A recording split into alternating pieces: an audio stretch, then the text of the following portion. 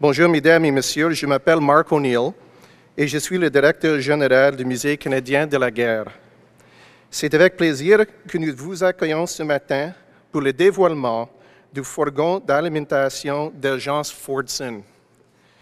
Il est toujours extraordinaire pour nous de dévoiler un artefact acquis récemment, une pièce qui raconte une autre histoire ou celle de ceux et celles qui ont façonné notre monde. L'artefact de ce matin contribue à cette histoire. Il a été acheté et donné au musée en 1999 par les Amis du Musée canadien de la guerre. Les Amis ont également financé le projet de restauration et fourni la main-d'œuvre pour le réaliser. J'aimerais profiter de cette occasion pour remercier formellement les Amis du Musée canadien de la guerre qui célébraient cette année le 25e anniversaire de fondation. Au cours du dernier quart de siècle, les Amis ont montré qu'ils constituent une ressource précieuse pour le musée. En plus de mener des collectes de fonds, leurs bénévoles sont partout. Ils travaillent dans les expositions, dans les coulisses, dans les archives, dans les collections et à des projets comme celui-ci aujourd'hui.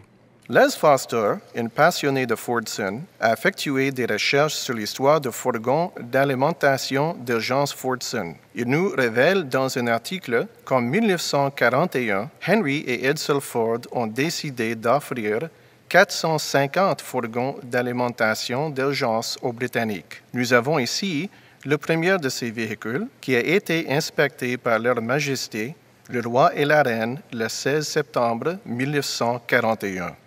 J'inviterai le général Leach et les amis qui ont collaboré à ce projet à nous rejoindre. Nous procéderons maintenant au dévoilement.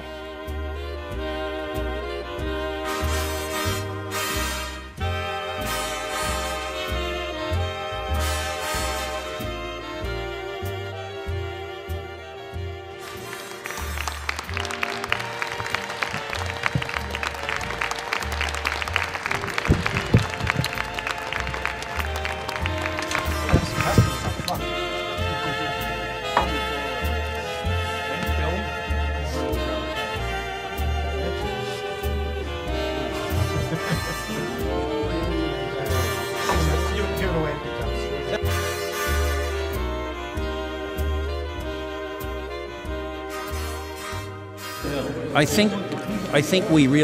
pense que nous avons pris conscience, les amis, en découvrant l'existence de ce camion, qu'il s'agissait du premier d'une série assez importante datant du début de la Seconde Guerre mondiale. Et puisque nous en connaissions l'histoire, nous avons aidé le Musée de la guerre à l'acquérir.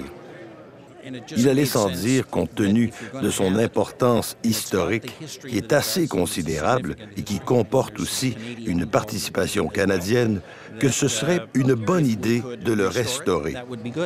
Ce n'est pas un gros véhicule de guerre comme ceux qui nous entourent, mais parlez-en aux gens qui étaient au Royaume-Uni à cette époque, dont plusieurs sont toujours vivants. Ces petits camions restent gravés dans leur mémoire et leur apparition était fort bienvenue.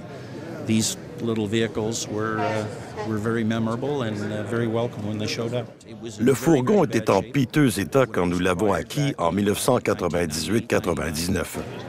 The outer shell was not. Manquait une partie de la carrosserie et des portières. Les abattants étaient froissés et tordus. L'intérieur n'était pas aussi propre et soigné qu'il est à présent. Le moteur, ses pneus sont tout neufs. Ils sont du même type que ceux qui équipaient le véhicule à l'origine. Ce que nous avons fait, c'est de le ramener au grand jour pour que les gens puissent le voir, le toucher et découvrir son fonctionnement. Les pièces de véhicules comme celui-ci et beaucoup d'autres exposés ici ne sont plus disponibles. On ne les trouve pas chez les détaillants de pièces d'auto.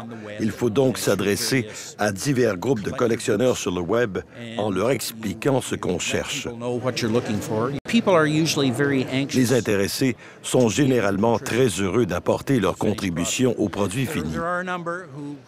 Plusieurs personnes ont collaboré avec le personnel du musée dans le cadre de ce projet.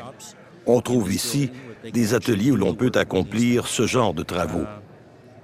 Et les amis ont une seule raison d'être: appuyer le Musée canadien de la guerre.